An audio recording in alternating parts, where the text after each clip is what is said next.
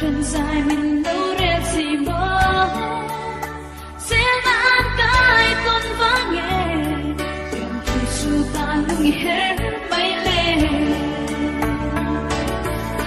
hình anh biết lắm thì bao ngày tháng lấy điều gì đâu ya thì ai có biết đâu em đâu đi nhiều tung tu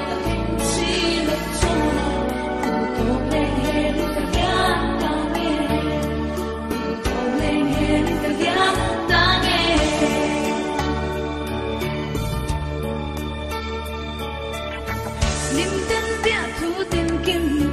lần lại mình sẽ vui tu si ai lệ thôi khác mà riêng tên ô cái khi ta hiểu bằng ngày lại riêng ô cái ba thấy lâu hình anh biết lắm nhưng bao ngày nắng lấy riêng gì đâu ya thì anh cứ ném dấu em lâu đi đừng tung tu cái tin si lâu cho cùng tổ lên hè đừng cần nhắc ta nghe cùng tổ lên hè đừng cần nhắc ta nghe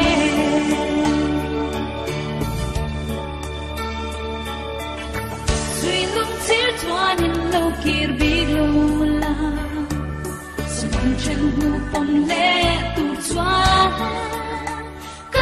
big lo sin lo rum tu to lên trong cái vai big lo nghe